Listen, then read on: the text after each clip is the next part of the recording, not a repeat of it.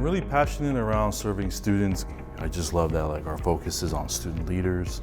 I love that we give them the amount of attention that I wish I had in higher education, my collegiate career. The Multicultural Center is PCC's commitment to racial equity and justice. And our existence on campus when so many things happening in the world saying we don't belong here, just us being here says that we're committed to this, that this institution is committed to this work and to this community. The Math Peer Mentorship Program is a program in which former math students are placed back into a math class that they had previously taken in order to support their peers who are going to now take that class. It's been pretty amazing.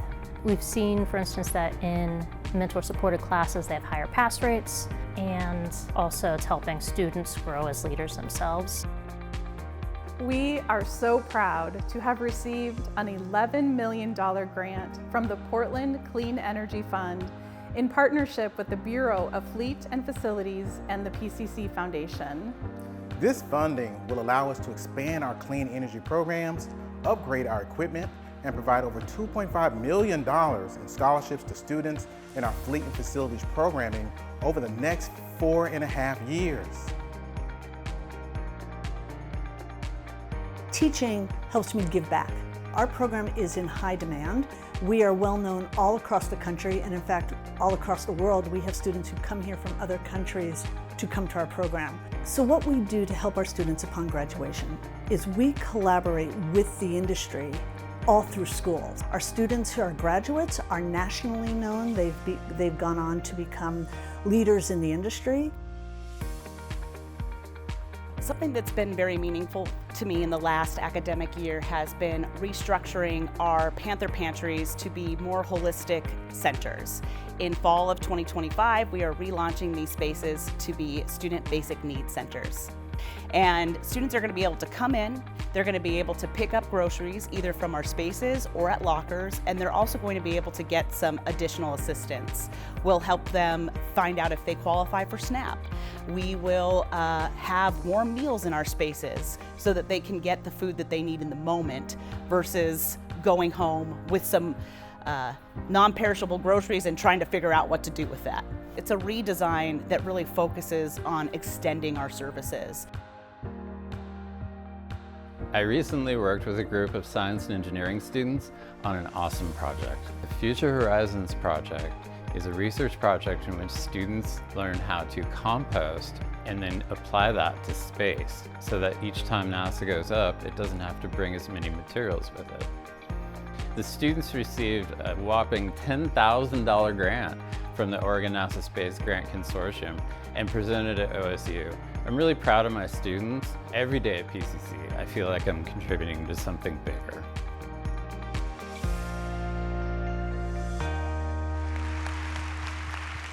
Good morning, everyone. Thank you to everyone who's here in person, folks who are watching online, people who might be watching this at a later date. My name is Kylie Gardner. This is Josh Peters McBride. This is Howard Kroom. And thank you. Oh my gosh, thank you. We had the honor of serving as this year's In-Service co-chairs, and this year's theme is Building for Belonging. As we have been thinking about what it means to start a new school year, we wanted to open today with just first acknowledging the heaviness that many of us are carrying. The world around us feels really uncertain, and it can be hard to imagine how to move forward when the ground beneath us doesn't feel solid. I know I'm feeling that weight. I imagine many of you are too. And yet, even in the midst of all the grief and the anxiety that we're feeling, you're still here. You showed up today. You chose to be here, to keep showing up day after day for our students and to keep reaching out for one another. The choice that you made in doing that really, really matters. And we think it's really brave, and we're glad that you're here. Thanks. So we chose this theme, Building for Belonging, because we wanted to acknowledge that it's not enough for us to say that people belong at PCC. We also have to recognize that there are deeply rooted ways of operating that are impacting whether or not people feel like they can belong here. And there's real labor and real intentionality that it takes to identify when something doesn't serve us anymore, challenge those existing systems, and create new ones that can better reflect where we are now. It would be easier and probably more practical to not do that work at all. But we do it, even though it's difficult and frustrating and scary, because even in all of the uncertainty that we're facing, we know that we can still choose to belong to one another, and we want to build that belonging with you. So today, we invite you to acknowledge everything that you're bringing into this room with you and into the new school year. Your doubts, your hopes, your fears, your curiosities. Let's allow this space that we have today to hold both the grief of what is hard and the possibility of what we can create together.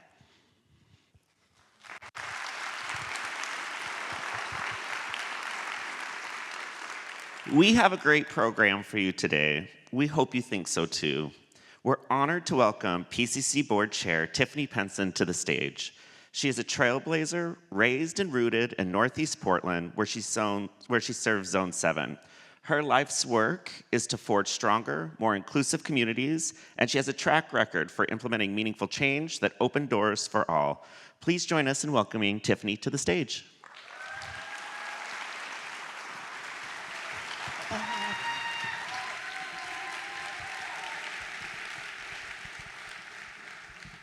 Hello, everyone. Again, my name is Tiffany Penson, and it's really good to see all of you out here in the audience.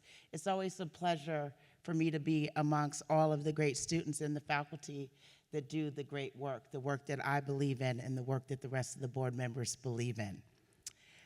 So we are not beginning today with a land acknowledgement, not because history doesn't matter, but because words don't build the future of our communities we deserve. I am more interested in talking about the choices we make and the things we do that actually improve our students' real lives. We are living in a world that wasn't built for everyone to thrive. For generations, marginalized communities have been dealing with systems that were designed to stop them from succeeding. And right now, we are having to face what happens when those systems are challenged. We are divided. People are operating out of fear and survival. We are isolated from each other. If we want to change that, words won't do it. We will have to be intentional about how we meet this moment. We do that by living our mission to provide quality education. Education is the most powerful tool we have to create access that changes lives. It is a concrete way that people in our community can access the chance to build dignified, stable lives for themselves and their families. I love PCC because I believe that we are creating real ways for people to make their lives better. Fear will always tell us to play small and cling on to what feels familiar. But as educators, we cannot afford to do this right now. Meeting this moment requires us to build new ways of teaching, supporting, and reaching students so that the future is better than the present. As PCC Board, we are here to make sure that college never stops building opportunities for community, and to make sure this team has what it needs to serve every student who comes to us seeking to improve their circumstances in real, tangible ways. That's what it's all about. That's what we have to do. I think we are capable of doing it, but it is going to take all of us being focused and disciplined. We have to be all in on our shared vision. With that, please join me in welcoming the chief architect of that vision, President Adrien Bennings.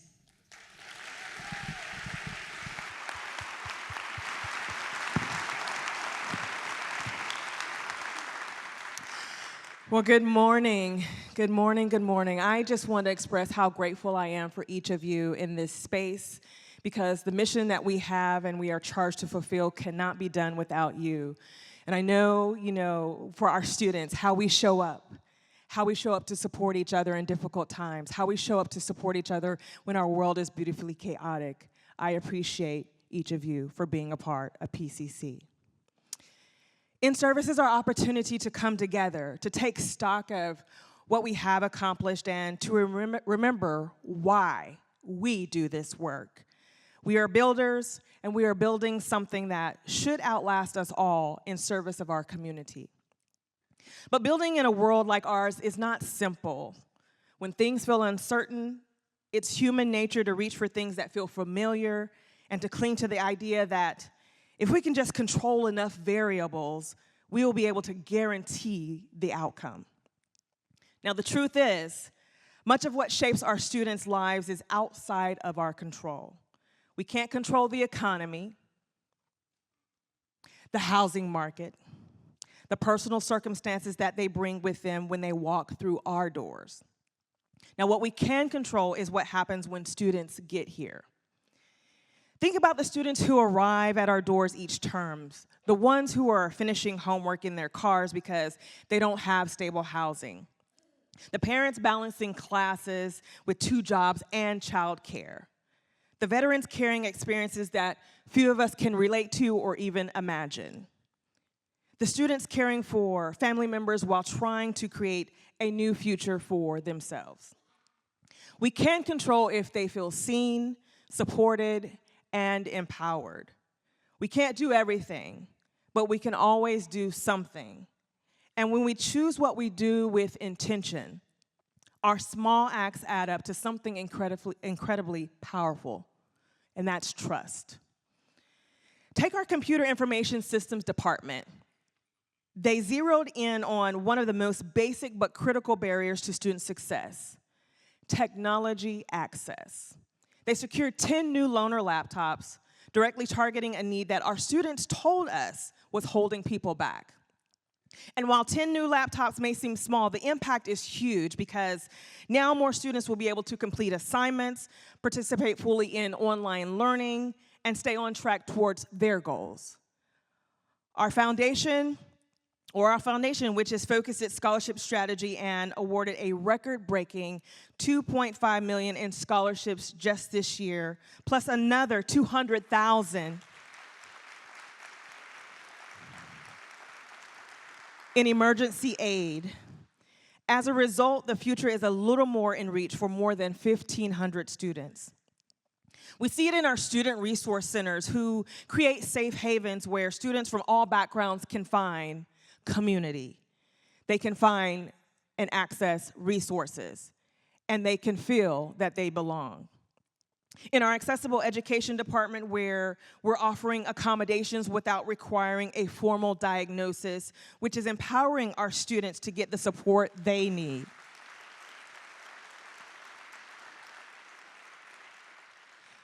And in the reimagining of the Panther Pantry, now called Student Basic Needs Center, which is extending their services to ensure PCC students have reliable access to nutritious, warm meals while providing a welcoming space for students to get peer-to-peer support, skill building, knowledge sharing, and community connection.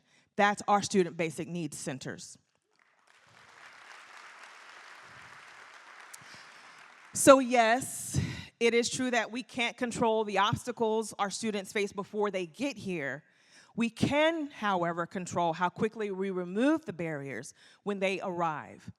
And each small act tells our students, you can trust us. You can trust Portland Community College. As educators, our job is to continuously earn our community's trust over and over and over again. In big ways like our math department, where 30 peer mentors walk alongside their students through some of the toughest courses they'll take here. A mentor who has been exactly where you are sits beside you, works through problems with you, and reminds you that you can do this. Early data shows that students with mentors are more likely to succeed in future math courses. And even more incredibly, the mentors themselves walk away with a stronger sense of belonging, a clearer academic identity, and a deeper belief in their own potential.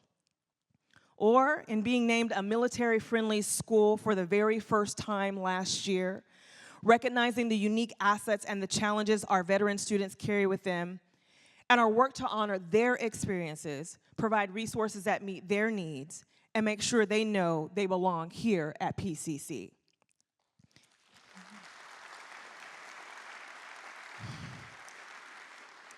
And in small ways too, like a Narcan box mounted on a wall at one of our campuses. You may walk by it and may not have given it a second thought, but for someone struggling with addiction or for someone who loves them, that box is a silent promise that safety matters here. That at PCC, we meet people with care in their hardest moments. Yeah. Our community's trust is the most precious resource. It's our most precious resource. And here's the hard reality. Trust is slow to build, but fast to break. When a student feels unseen, when a community partner feels dismissed, when a colleague feels their voice doesn't matter, that trust fractures. And once broken, it doesn't return easily. What gives me hope is that PCC has a legacy of trust built by generations before us, built by generations before me, built by generations long before we even stepped foot at PCC. Faculty who stayed up late to help a struggling student, advisors who picked up the phone when others wouldn't, staff who quietly made sure a hungry student had food. That legacy is in our hands now. And every decision we make either honors or risk undoing it. So in today's world of urgent needs, finite resources, and high stakes, we have to weigh our choices carefully and act in ways that move us closer to the Oregon we want to live in. To do that, we can't afford to simply do what is comfortable or what we've always done. We have to look beyond easy answers and old patterns to ask the harder questions. Where will our effort create the deepest change? How can we remove the obstacles that keep our students from thriving? And here's the hard truth. It might not always be something we want to hear. The answers may challenge us. They may demand new patterns, new partnerships, or even new ways of being together as a college. But if we are serious about trust, then we must be open to listening and ready to act on what we learn. That's why in our Advanced and Applied Technology pathway, we didn't settle for expanding what we were already doing well. Instead, we recognized the region's urgent need for sustainable building materials and launched the Mass Timber Regional Training Cluster.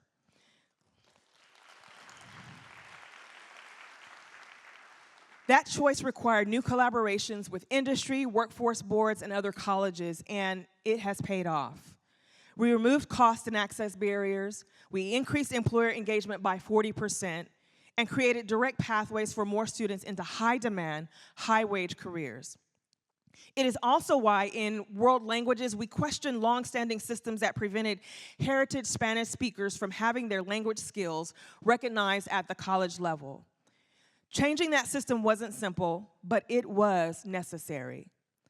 And now students can earn the Heritage Spanish seal of biliteracy, turning lived experience into a credential that opened doors to jobs, higher wages, and further education.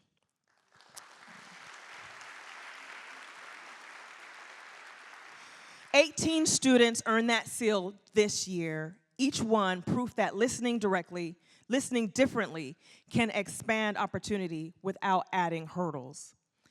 And at Rock Creek, our environmental science team wrestled with what it really means to put a land acknowledgement into action. Words alone weren't enough. Through partnerships and grant funding, they restored first foods, improved trails, installed indigenous artwork, and created signage honoring indigenous connection to the land. These changes are a physical way that we are embedding our values into a place where students and community members can experience them every day.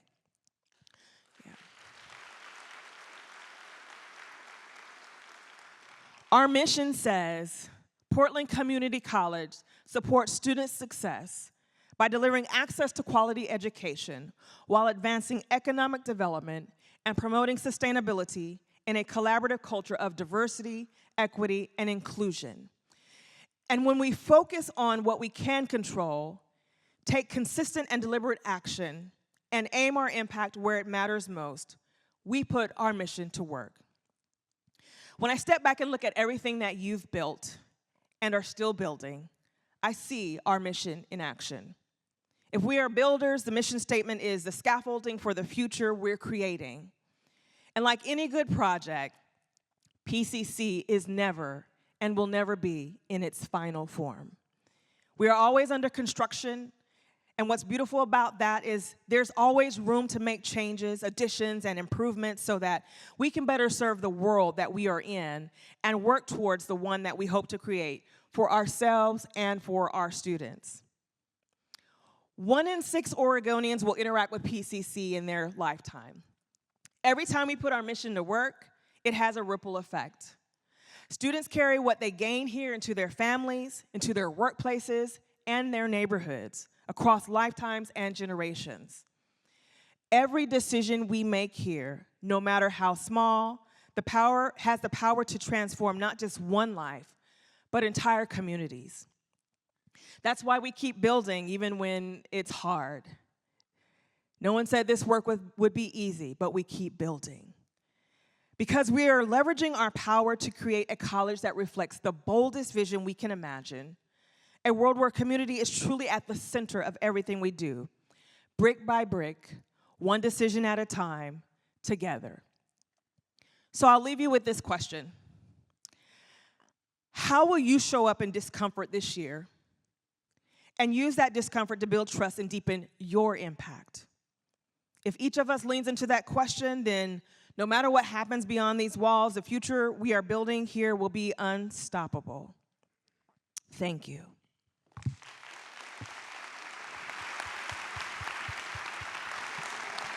Thank you, Dr. B. All right, and thank you everyone who's here today. Thank you for the folks who are watching remotely and who are taking this in from wherever you are. I now have the honor of recognizing the incredible dedication and service of our PCC employees. So if you're able to, if you're willing, if you want to, but if you're able, I invite you to stand now. So please, folks, stand now. If you're watching this at a virtual watch party amongst other employees, I invite you to stand. And as I call out ranges of years of service, I'll invite you to sit when your range is called so we can recognize the time, talent, and commitment you've given to PCC and our students. All right. If you've been with PCC for 1 to 5 years, please sit.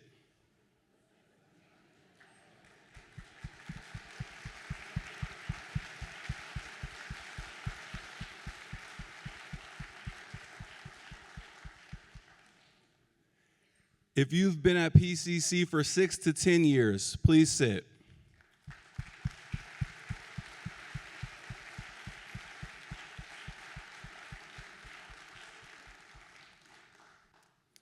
If you've been at PCC for 11 to 15 years, please sit.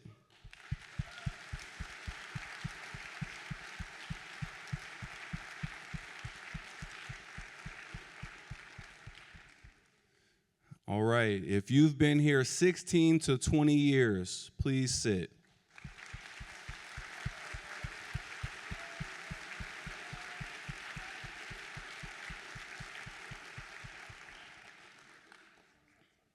All right, folks who've given 21 to 25 years of service, please sit.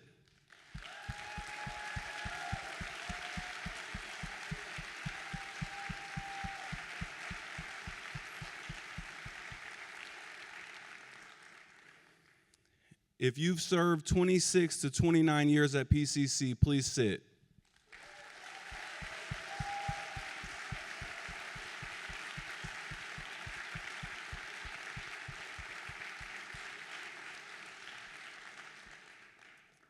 And now, everyone who remains standing has been with PCC for 30 years or more. Let's give them a round of applause.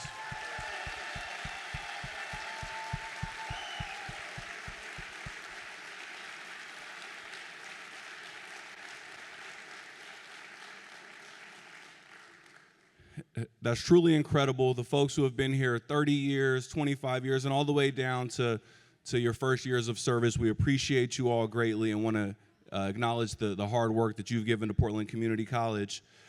Okay, now we are going to take a brief break. Please be back in 10 minutes for the presentation of the Rose Scholarship and for our keynote speaker. We'll be back here in 10 minutes. Thank you.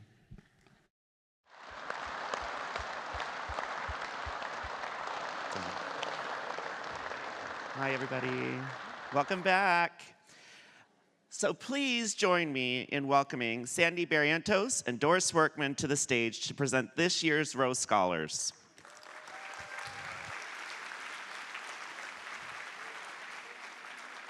Sandy, who is just incredible, is a member of our contracts team and joins us today to represent the PCC Unity Crew, a group of dedicated employees who are creating moments of connection and celebration across our campuses. Doris is a member of our retiree network, a lifelong educator, and a current community education quilting instructor. So please join me in welcoming Sandy and Doris.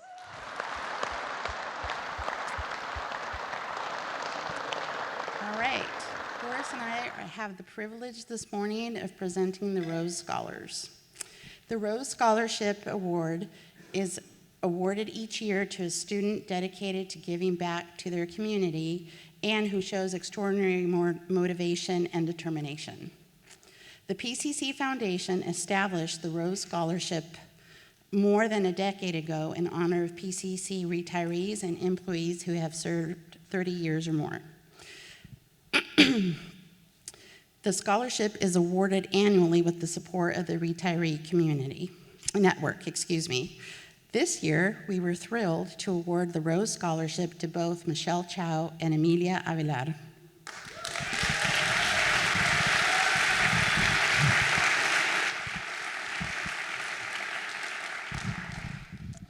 At 32, Michelle is a first-time college student, and she's pursuing her dream of becoming a graphic designer. And this is after she's been working in the healthcare for at least a decade.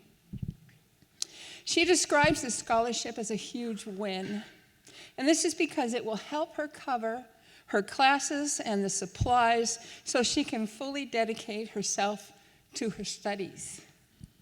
Michelle is a first-generation Cambodian American, and her story is shaped by her mother's survival of the Khmer Rouge genocide. An experience, she says, that instilled in her a powerful resilience she calls her inherited superpower. With this scholarship, Michelle feels affirmed in her belief that it's never too late to pursue academic goals. And she is eager to unapologetically unleash the artist within.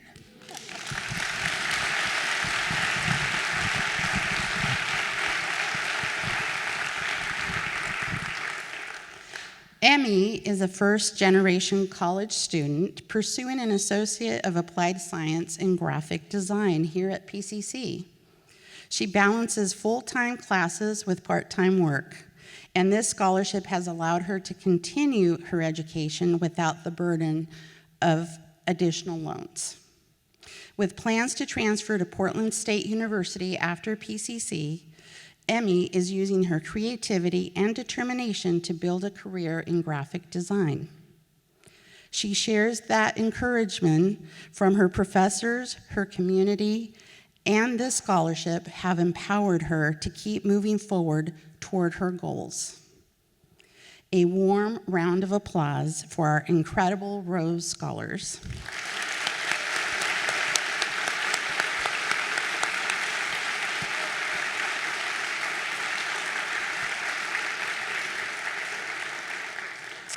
If you would like to donate to the Rose Scholarship to honor our retirees and support PC students, go to pcc.edu/give. Thank you.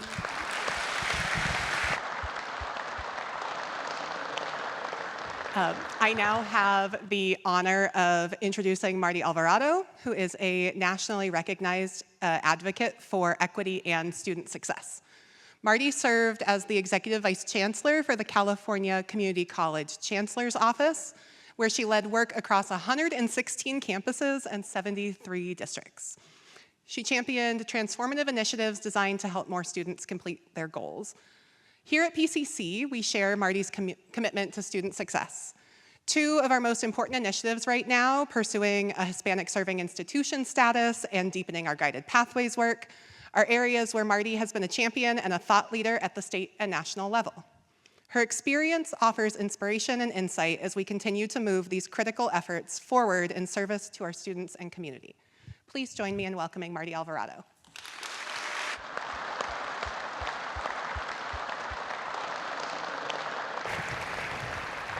Good morning. Good morning. It is a pleasure to be here with you all.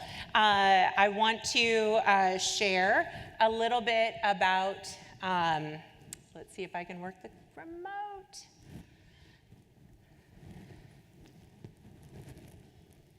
Okay, well, I'm gonna, there we go. I'm going to share, sorry about that. Tech wouldn't be a morning without some technology snafus. Want to share a little bit about myself as we get started to spend about 45 minutes together. As noted, I am a deep practitioner. I've been working in higher ed, community colleges specifically, for 20 some odd years. I like to say I am a recovering community college administrator. My degrees are in philosophy, but I spent decades on the workforce side, and so I am constantly straddling, thank you, workforce, career tech ed, all the critical soft skills, logic, et cetera, and all of those tensions. And so tensions are the things that I love the most in this work. I joined SOVA about 1.5 years ago. We are a national consulting firm focused on supporting institutions and systems, really navigate large-scale systems change. However, as a practitioner, a key draw to SOVA was the deliberate attention to the human dimension of change. We don't produce widgets, right, in higher ed. We aren't managing machines. We are dealing with people and engaging with individuals on every level across the institution, our students, our communities, et cetera. And so the human dimension of change is incredibly important to the work that we bring, that we move forward. I also want to say, and you'll hear my voice is a little bit shaky, because I believe in order to do this work well, we have to be vulnerable. And so I'm going to share a little bit that makes me uncomfortable at times, which is and this will come out later as well, I have a daughter. She's 19. She just started college. I have a partner of 30 some odd years, and he's amazing. I was raised by a single parent, and all of those things contribute to who I am and how I approach this work, just as much as my degrees or my work experience, et cetera. And so we'll be on this journey together over the next 45 minutes, and wanted you to know a little bit about me as we get started. Let me stay there. Okay, so how are we going to spend our time talking about the work? So first, want to give a little bit of context for where we are in this moment and why this shared governance framework is so important for PCC right now. What we also want to talk about is how each and every one of your voices inform this work. We spent a lot of time digging into the dialogue session feedback, all of the surveys and information that you provided, and so we really want to make the connection about how that informed the framework, the shared governance framework. And then what we also want to do is really talk about how we're moving from the conceptual theory to practice. That has been a big question from a majority of people, but what is this going to look like in practice? I just want to give a precursor that it'll likely feel mildly unsatisfying because we are still in the doing of the practice, and so just want to level set expectations there. And then want to make sure that we are talking about how you can get involved. So let's talk about this moment in time. This is one of my favorite quotes as a philosophy major. I love the written word, and I love a quote even more. This quote, the education system rewards obedience, it rewards compliance, it rewards following the rules, no matter how arbitrary and valueless they may be. And in higher ed, we certainly love a process. right? And we love to reference a process, and we love to have that concreteness. However, right, no one ever changed the world by obeying. And I think that's the moment in time that we are in that we have to really lean into. And I know many of us are already leaning into that. How do we make sure that the rules are what we want them to be, and that they are what we need in order to keep moving forward?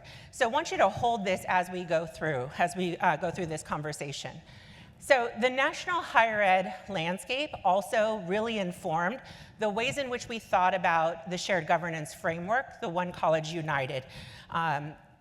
What we are seeing, and this is not new news to anyone, but just a reminder that our higher ed industry sector, our higher ed ecosystem is becoming more and more fraught and unstable. And so part of what is required in this moment is that communities are creating stability going forward, but also stability in ways that empower the institution to meet the moment and the changes that are coming. So moving out of that reactive space and really into that proactive leading space. And so the shared governance framework is really about designing a process and systems and trust in ways that really empower communities to be able to meet the instability that is happening right now. You all know, right? Eroding federal oversight, targeted efforts to reduce access, budget cuts, challenging fiscal climates, technology disruptions. One of the things that I don't think we talk about enough is that nationally, one college is closing every week. I'm going to say that again. Nationally, one college is closing every week. That is a national statistic, and we are not immune to it, and it is also by design. So how are we ensuring that we have an infrastructure that is not simply managing decline, which is what they want us to be doing collectively, but really setting up our institution to thrive for the future? And so again, that is going to require full community and trust, and that is what a shared governance framework must have going forward. So one other thing, so we don't want to be all doom and gloom as we go through this, but one other thing that is hitting us in this moment is really the half-life of skills. And this is critically important as we think about the work ahead to thriving. If we're not simply just managing decline, but actually positioning the institution to thrive, we really have to be thinking about what does our future require of us. And so I love this slide because it really talks about or highlights the half-life of skills. That we went from, for those of us who are old enough to remember, the industrial era when we learned a lot of skills. They were just in case. Just in case, we learned a lot, pushed it all in the front end, sent off people to the workforce, and then they went through their careers and retired. And there wasn't the robust access to information that we have now. And so what we got in just in time and what we learned along the way was sufficient. What we also then see is this moving into the information era, where there was a lot more access to information, but it didn't require that the jobs changed or that our skill sets needed to change exponentially, right? But as we moved into the 2000s, up until 2020, COVID, if folks remember that, the digital era. We are now in the digital era, and the implications there really moved into the skills-based validation, and the half-life of skills became 5 to 7 years. What we see throughout these eras are things like perhaps I'm upskilling, but I'm still keeping my same job, I'm on a longer trajectory at work, I'm still with the same employer. What we've been talking about for at least a decade plus is that individuals now have between 5 to 7, 10 to 15 different employers, changing industry sectors, et cetera. So the pace of change is much more rapid. We are now in the AI automation era, which is really shrinking the half-life even more of skills and moving us out of the just-in-case to the front-loading, just-in-case education approach to the just-in-time learning. And I want to juxtaposition those two one more time. Moving from the just-in-case, we're going to give you all the information, so when we push you out into the world, good luck, God bless, right? But now we have to move to the just-in-time. As you are navigating real-time changes, we have to walk alongside you. That is going to require something very different of our institutions in order to be thriving as we move forward. So again, just a little bit of context as we think about this shared governance framework and what we have been trying to make explicit in the framework in order to support PCC's thriving going forward. I'm going to keep moving just in the interest of time and move over to the shared governance meet the moment. So in service of meeting this moment, what we really wanted to highlight was a shared governance framework oriented around impact. I will get into the 4 elements that you see around in just a moment, but really wanted to emphasize here that your shared governance framework has to really focus on the impact, the change, the work that has to get done.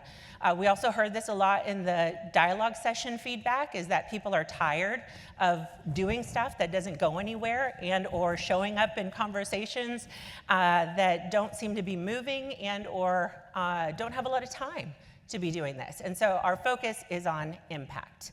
So let's jump into the meat of it.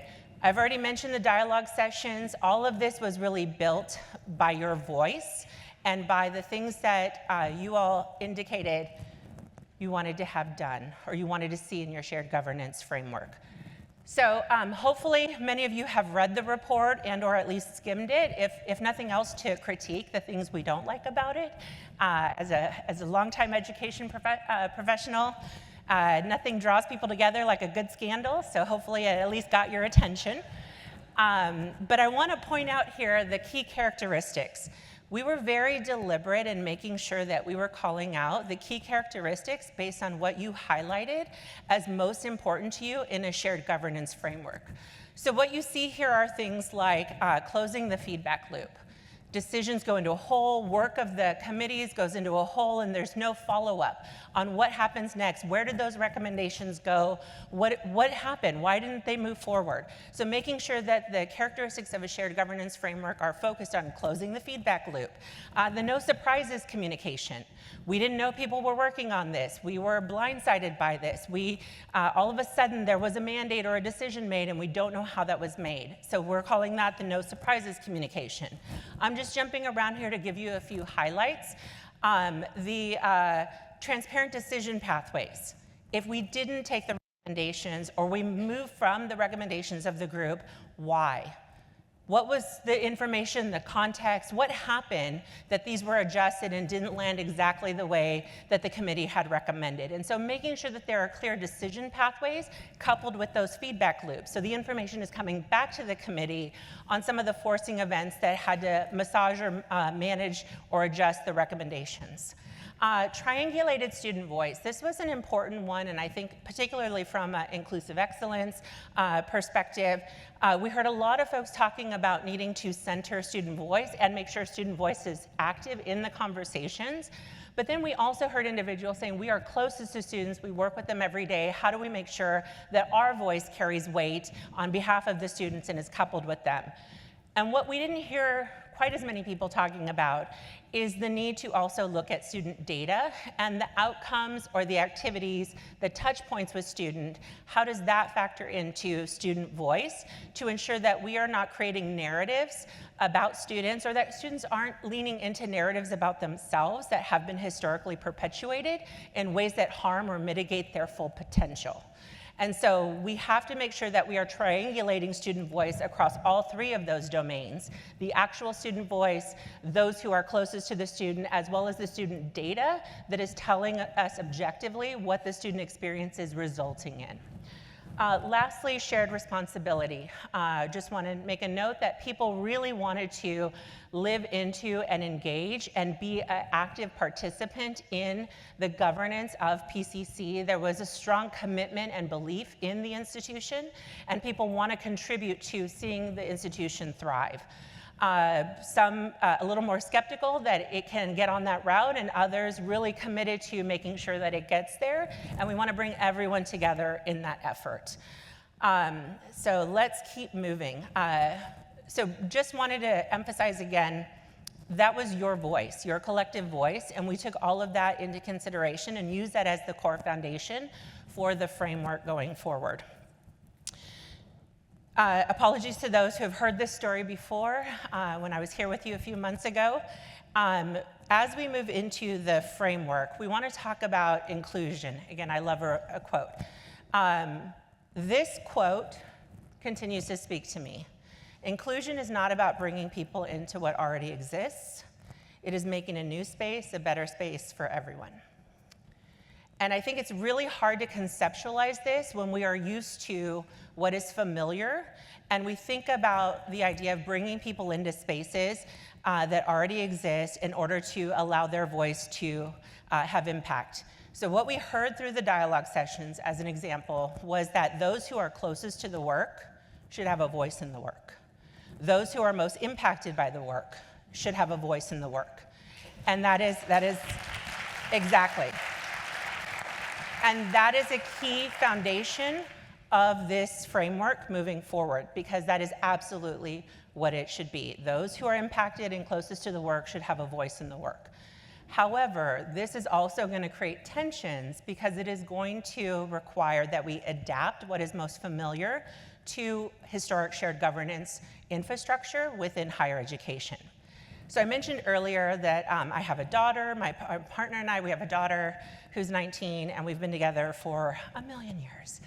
And I used to think when we were young, and he said, could we, it's too much to plan a wedding. I realize you're not interested in that, but can we at least, have children? And I said, well, sure, let's go for it. And because I thought, I have a job, I have my degrees, I have a career, like I can support my child, right? I grew up with a single parent, and I thought worst case scenario would be that he would leave and I would have to raise his child on my own. And am I ready for that? And so I thought finally, okay, I'm ready. If worst case scenario, he leaves and I will raise this child on my own.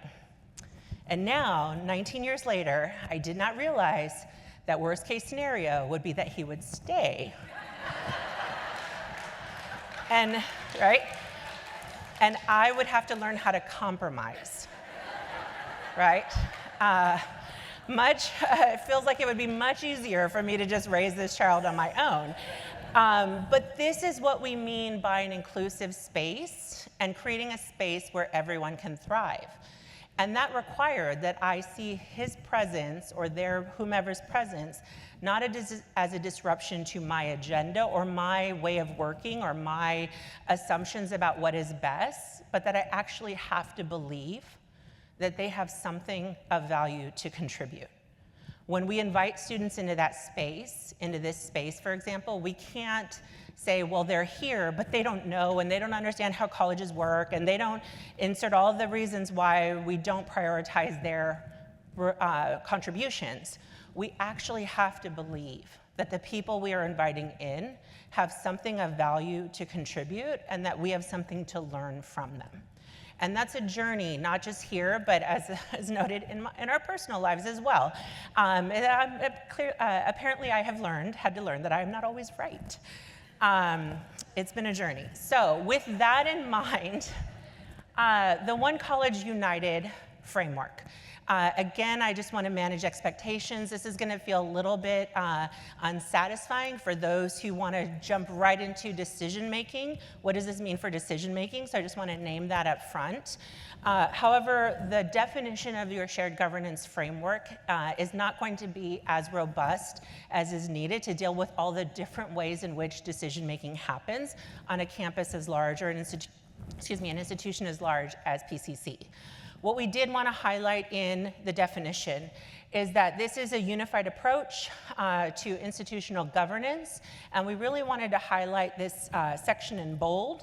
It's about meaningful connections amongst all of our individuals, but in particular, that all of the decision-making vehicles going forward must acknowledge the interdependence of the stakeholders, the values diverse expertise, right? Values all of the diverse expertise, creates visible links between stakeholder input and institutional outcomes. Again, those deliberate and clear decision pathways.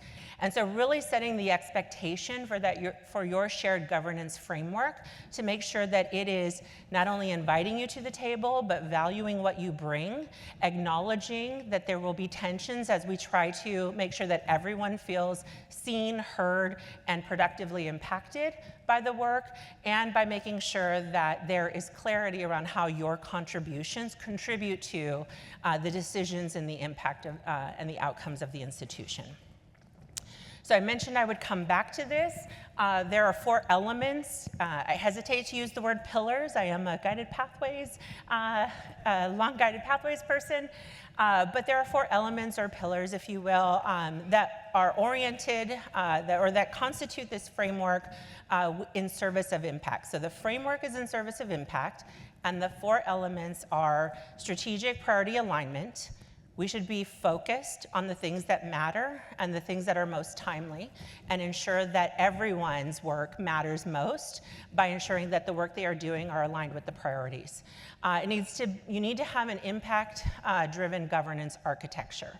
This is not typically the way we have structured shared governance across institutions. They have typically grown up organically and not necessarily oriented around the impact that we are trying to drive towards. However, we are so busy these days that we don't have time to spare doing work that isn't going to be prioritized or isn't focused on the impact we are trying to have for our populations across our institution, both students and employees. And we need to make sure that decision pathways and accountability are very clear and deliberate and discussed among governance groups. And then lastly, we need to make sure that governance literacy and engagement is something that we are prioritizing. There's been a lot of conversation, even in the dialogue sessions, around what does shared governance mean? What does it look like? How do I know if I'm participating in it or not? So lots of questions and a desire, appetite for shared governance literacy and engagement. The last element I want to cover around the shared governance framework are key tensions. Again, we do not shy away from naming the hard stuff and being vulnerable in the hard stuff, and so we are hoping to support you all as you navigate this, but wanted to make sure that we were highlighting the tensions that are going to be inherent in moving this framework forward. You'll see things like legal authority and inclusive decision-making. There will be a tension there. Different folks will, again, feel mildly unsatisfied in the ways in which some of the things have to move, either because of legal requirements, decision-making, elected officials. I mean, you name it, there are lots of tensions we will have to navigate around this. There's also the very real implications of the financial, political, and administrative impact of decisions that have to be taken into account as we try to work towards and build towards perfect world. Things like representation and shared responsibility, and then diverse communication approaches. I do want to pause here and say we heard a lot from folks that they want more information, and also this tension of there's too much information, there's too many emails, I'm not sure what to pay attention to. So again, mildly unsatisfying that we won't have a one-size-fits-all answer, but we are not shying away from naming the tension and the challenge that makes it difficult to engage and or stay abreast of what is moving forward. So we're taking on that challenge, but recognize it's a challenge. This last piece is one that I want to spend a moment on, the equity as foundational element. And I'm going to go back to the inclusion conversation, the triangulating student voice, all of those pieces. As we move forward with the framework that has the characteristics that were requested, and rightly so, you guys did amazing work there. It is going to require a change in familiarity, a change in practice, a little discomfort, like we heard earlier, because it means that other voices are going to have equal weight to those who have felt they have had a majority voice, perhaps, in the past. An example I will give you is that when I was managing a statewide committee, the student representative wanted to be the co-chair of the distance learning or distance education technology committee. And members of the committee were freaking out because it had always been an administrator and a faculty member as co-chairs of the committee. And it was, again, all the reasons why it wasn't appropriate or wouldn't be helpful to have the student as co-chair. And we had to wrestle through what is it we were afraid of losing, either the administrators or the faculty, if we invited the committee to vote on whether or not they wanted this very competent individual to be co-chair. That is a tension. It is a tension of walking the talk of equity and inclusion that we are going to have to support each other through when we have those moments where our fear, whether of losing and or of not being effective in our work or whatever it might be, we're going to have to walk that tension, and it's important that we name that tension as one of the areas we need to be attentive to as we move this framework forward. Okay, last slide for this section. This is the visual, so you can see all the pieces. Hopefully you will get familiar and grow to love it. I'm teasing. Okay, what folks have really been interested in, I understand, is moving from theory to practice, and so everyone has been asking, at least that we've engaged with, so what does this look like in practice? Great, great, nice words, but what is this gonna look like in practice? How is it gonna work? What is decision-making gonna look like? You all are anxious to get to the details of what this looks like, and so again, mildly unsatisfying, but we are making progress. It is a big haul, and so we are moving as quickly as possible while also not wanting to move without you. So we are trying to balance the tension of generating enough in order to not come into a room together and just have blank space, but also not moving so fast that it's done without the important co-creation elements that need to happen as we move together. Right, so know that as we move forward, we are going to be creating living, breathing content so that it can continue to adapt as we gather additional feedback and input. And so what you see here are two different sides of the work stream. The nothing stops, classes start, things are happening, and we got to keep moving, coupled with the we need time and space to actually reflect and do and adapt and co-create. And so we want to make sure that those two lanes are clear while acknowledging it is not perfect, because we can't just pause and then take our time to create the perfect world. We have to be running while we adapt and move towards perfect world. And so what you see on your right-hand side is the capacity building and college voice, continuous improvement, really making sure that we are living into that governance literacy and support and engagement more broadly, and making sure that we are continuing to capture college voice and feedback in this process, while on the opposite side, we are focused on the strategic implementation. What does actual practice look like? What does focused engagement look like? And I want to spend a minute on the focused engagement and this side of the piece, this side of the work streams. You all are a large institution. And so trying to engage everyone at once is a little bit daunting and perhaps unrealistic. And so keeping with the theme of those closest to the work, should have voice in the work, should have impact in the work, we are beginning our focused engagement. We are proposing to begin our focused engagement, working with those who currently sit on committees, shared governance bodies. And so those who sit on a shared governance body, I'll talk about this a little bit in a moment, but just know that we are starting our engagement process with you all first, because you are active participants, but then know that this is going to ripple out on that other side, where we're going to keep bringing things to you all, and again, living, breathing documents that will continue to iterate and adapt based on collective input. And lots of modeling as we go. So when you have questions of what does it mean to close the feedback loops, we will be trying some things on. I sort of talk about it like trying on clothes. We're going to try it on, see how it fits, wear it for a while, and if it's too snug, if the tag itches, whatever it might look like, we will adapt as we go. Just to give you a sense of what this looks like, again, we can't have trust without transparency, and so we want to make sure that we are bringing to you the things that we have been working on, again, as prototypes, not as finished products. For those who sit on a committee, this will be coming soon to a theater near you.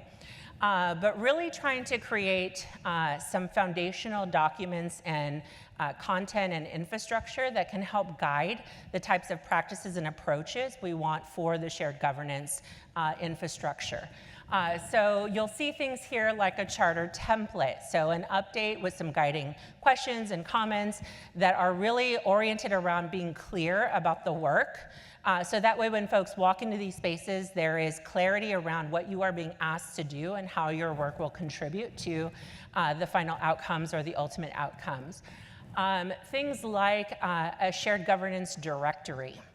it's very hard to figure out how many shared governance bodies do you have, which ones are active, which ones are dormant, what do they cover, how do they overlap, and so really creating a directory, if you will, of the shared governance bodies as a starting point for things like making sure that there's clarity, that you can go, for example, to a website and see which shared governance bodies are active, what is this looking like, what is the work, who are the members, et cetera.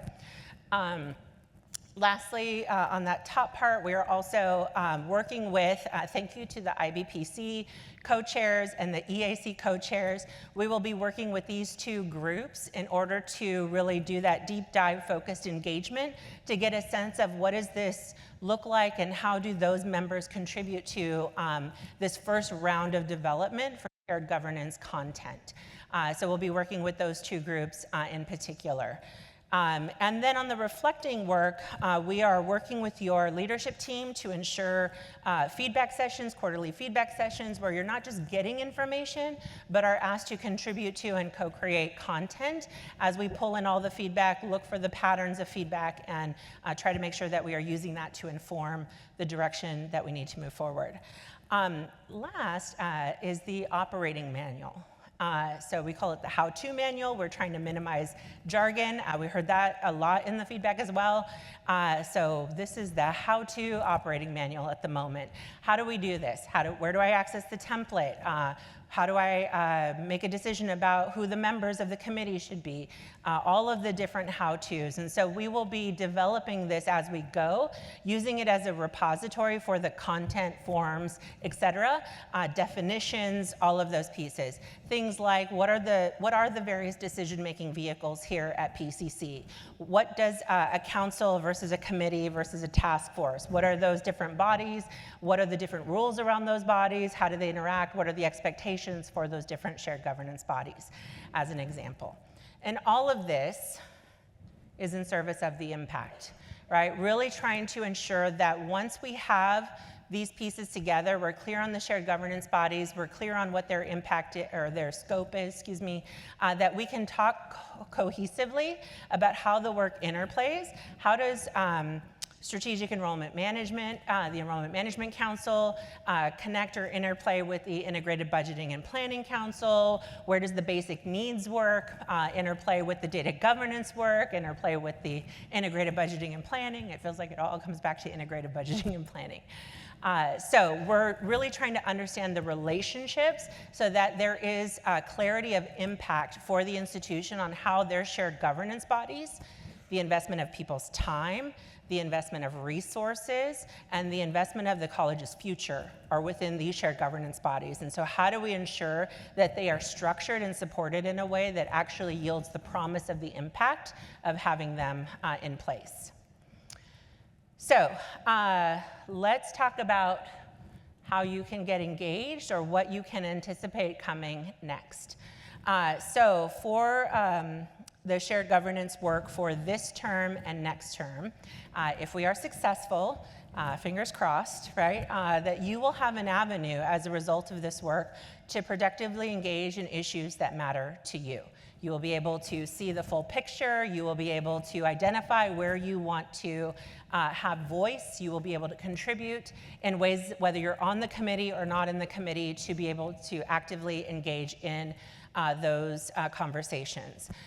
You will have an avenue to anticipate and get ready for the ways in which PCC is growing and adapting. We started this conversation with meeting the moment, and so the work of the shared governance bodies cannot be simply to manage process.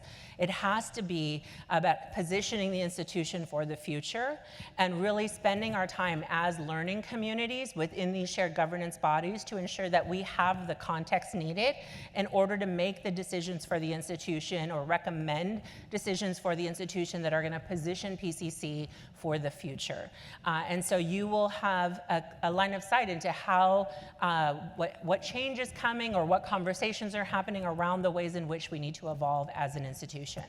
And then lastly, you will be able to participate in discussions related to the college priorities, really ensuring that the college priorities are clear and there are ways to actively get involved. All right, so if you are the role in leading PCC forward, again, going back to that focused engagement, we wish we could involve everyone equally. It isn't necessarily viable at the moment. Not everyone probably wants to participate in the messy beginning stages. And so if you are already on a committee, we want to encourage you to lean in, bring your authentic voice, ask questions, connect the dots. Don't assume folks are connecting the dots. So if you see something, say something. Hey, if you guys are talking about this over here, we should make sure we're connecting it over here. Say it often to anyone and everyone, because we're going to continue to try to capture that information and make sure we are connecting dots. And if you are not on a committee yet, there's still a role for you. Get curious, ask, find out who's on your committees, talk to them, have questions and conversations about it. Take them to coffee or to their favorite caffeine beverage of choice, because they're going to be doing hard work this year, really supporting the evolution. Offer your expertise, be a sounding board and a resource for those folks, again, in wanting to include those who are closest to the work and those who will be impacted by the work. So make sure to offer your expertise and make sure to stay informed. More information should be coming out on how to stay informed this year, and so where you can, please make sure to lean in the information channels.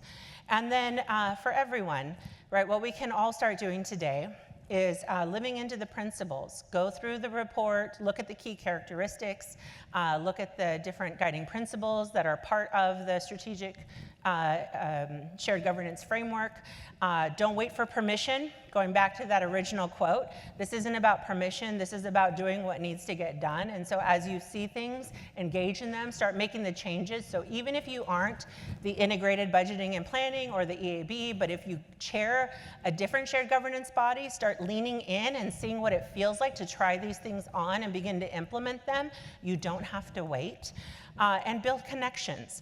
Perhaps you're not one of those two, but you co-chair a different group. Feel free to make connections, get engaged, sit in on some of the other, on EAC, or integrated budgeting and planning, IBPC, to listen and learn and see what's happening there as you get ready for this to come soon to a theater near you. And with that, I will leave you with our last quote, which I think is very apropos of today's overall message and the work that you all are committed to doing. I will also say that from all of us at SOVA, we are incredibly impressed and grateful to be a part of the journey that you all are taking and the commitment that you all have to your students and to one another. And so never doubt that a small group of thoughtful, committed people can change the world. Indeed, it's the only thing that has. So, thank you.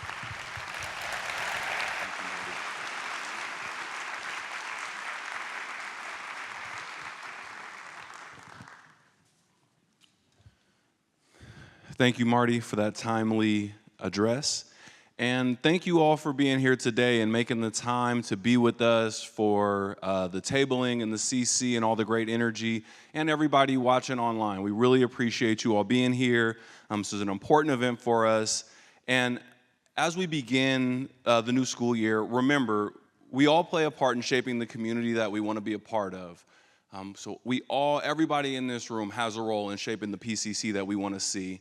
And on behalf of the In-Service team, I just want to thank you all for being here. Thank the folks who have prepared the pack, who have prepared our facilities, the technology folks.